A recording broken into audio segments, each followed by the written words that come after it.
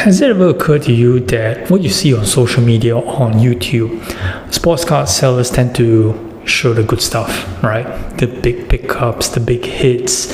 Occasionally you get some, bad deals here and there, but nothing really dramatic, right? So, we do understand that prices on certain cars fall, because of, certain players get injured or, some sort of dramas, but those necessarily, I wouldn't consider them as mistakes, right? You just bought it on a bad timing.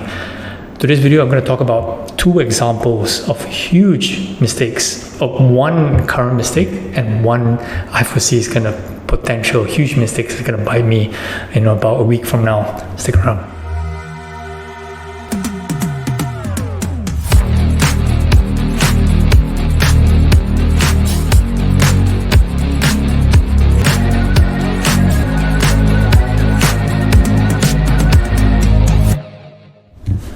Alright, welcome back. So today's episode we're going to talk about hobby mistakes. Now, when you talk about buying a certain card, of a certain player, for example, and maybe the player gets injured, or maybe some sort of news like Walter Franco, comes up.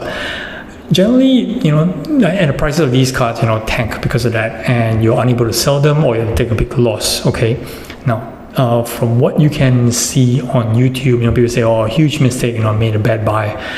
I wouldn't consider this as mistake. At a point in time, you probably did a research, you did your homework, but it's just bad timing. Okay, like in fact, I just recently purchased a one-on-one power bank hero, and he got injured right after 6 weeks. Now it's not a long-term injury like an ACL and things like that, but nevertheless, it kind of like stalled his, upward trajectory. Right, so no choice, hold the card.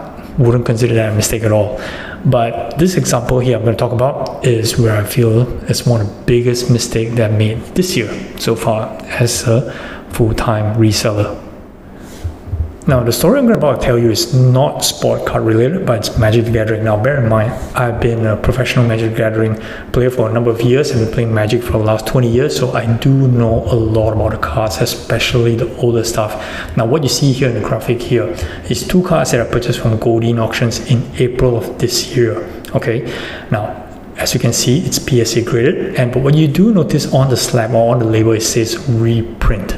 Okay, now normally that will be a huge red flag, but what's unique about these two cards is that in Magic there's this concept called the artist proof. I think some of you guys who are in the non-sports world will be familiar with it, which is special cards given to the artist as kind of like their payment, right, for the artwork that they submitted for Wizards of the Coast to print the cards, right, on them.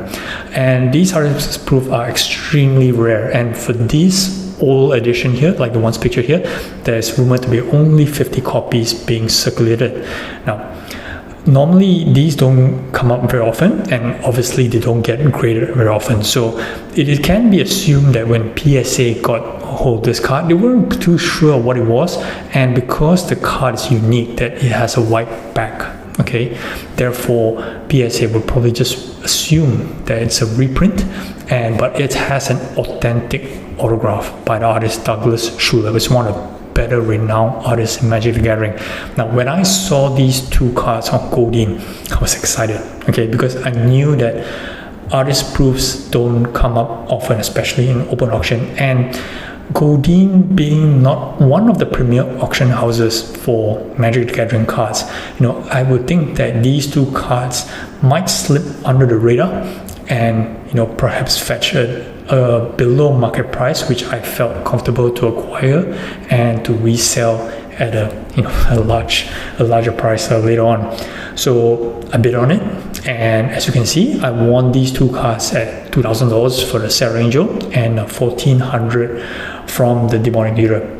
Okay, so after I won a card and took possession of the card, I wanted to verify with the artist. So obviously this is an artist proof, means that the actual card itself was given to the artist and they placed a signature, and maybe it went on circulation, he sold it and things like that. So I wanted the artist, as in Mr. Douglas Schuler, to verify the authenticity of this card, and that's where the first problem began. So I wrote to Douglas Schuler, and while he can confirm that the signature on the card was his, he could not verify that this was the actual artist proof, and that kind of, rang some alarm bells on me, because again, I wasn't sure at that moment whether or not this card was real. So I reached out to my friend Daniel Chang for Vintage Magic, which is one of the more senior people in the hobby, right, with regards to the older stuff. And I decided to let him have a look at these two cards, and he produced this set of videos here, and confirmed that the card was an actual reprint. Okay, and he cracked it on a case, did some study, and in fact, there's just a piece of reprinted image which the person reprinted, got it to Douglas Schuller in perhaps a signing event, got him to sign, and slapped it with PSA and put it on the market. And people like myself, who saw it on Goldin, got overly excited and bid thousands of dollars on it. All right.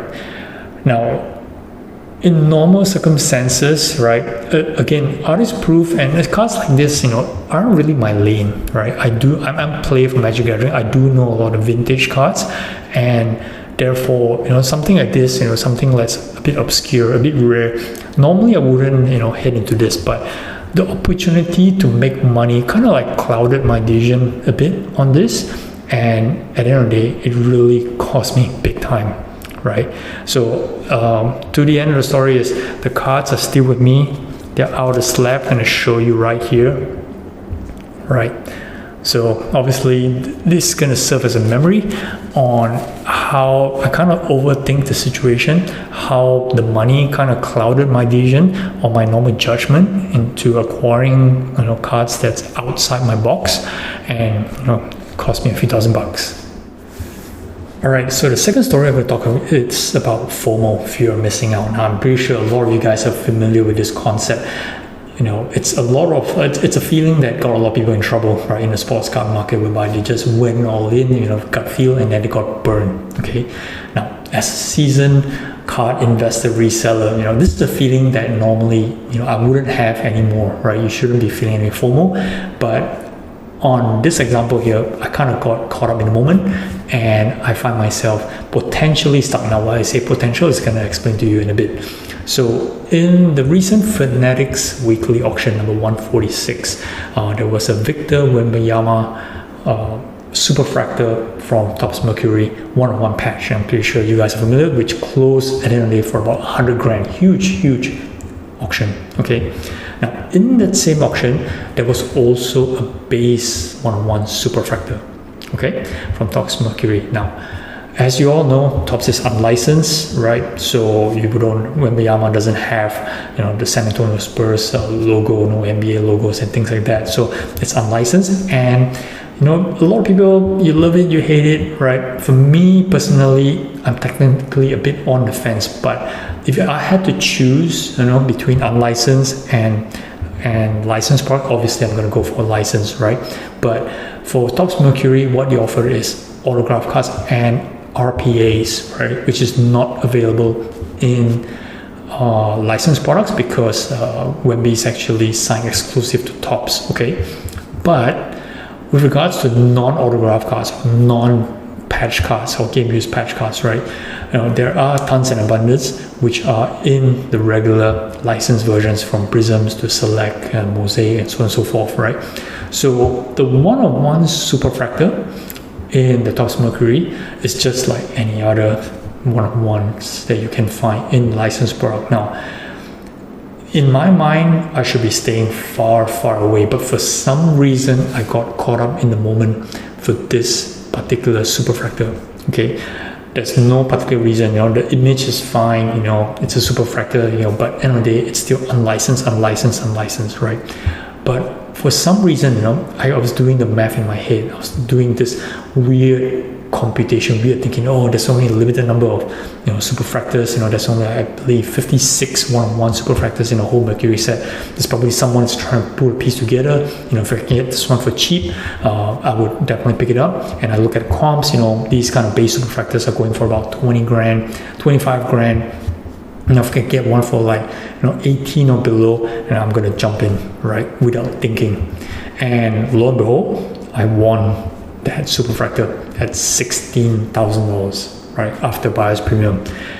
The moment I won it, right, I would say not even an hour after I won it, right, the regret has set in. Now, I'm not the kind whereby I'm going to leave it unpaid, especially with my long-term relationship with Fanatics Collect, and it's something that I had to swallow and buy it and just put into the vault, okay? And then come to the decision whereby, should I sell or should I not sell? And that's when, as days went on after I won the auction, I realized that Tops Mercury, unlicensed, non-RPAs is something that you should not be holding on to, okay? As long that there are other licensed products out there, right? Yes, it's cool to have a one-on-one. So unless you're chasing the full set, or at least trying to build a set of this Mercury superfractors, generally you would want to stay away, right? And therefore, I make the decision to just put it back to the market. It's now currently auctioned on a weekly 148. As you can see here, with just 3 days to go, it's like $700 or $750 before price premium. Long way to go from the 16 grand. I anticipate to take a huge hit, considering that weekly auction number 147, another one-on-one superfractor RPAs, right, sold for only 20 plus grand, which is insane, right? Considering that the price of the box is only $8,000, right? So one-on-one RPAs, right, is only 3x the value of the box, which is bonkers, right? So what's it on this particular one-on-one, non-autograph, non-patch? Who knows? Okay, so hopefully, someone take it off me at a reasonable price. Hopefully I get back my money. But, 1 week from now, I'll find out and whether or not this is going to be financially wise, an even bigger mistake than the first one that I shared with you. So there you have it. 2 huge mistakes this year. Now, of course, there are many minor ones that I've actually made during the course of the last 1 year, but these are the 2 mistakes that stand out for reasons that are actually within my control, right? Had I not ventured into the unknown, with the artist proof, I wouldn't be burned on that $3 grand or so on the cards that was at the end were really reprints. And had I just stuck to my gun, stuck to my knowledge, stuck to my will, right, on these unlicensed cards, I wouldn't be digging a hole for myself, just praying for someone to kind of save me out from that hole. All right, that's all I got for this one. Do like, subscribe for more content in the future. Thanks for watching, guys. Till the next one. Kabos out.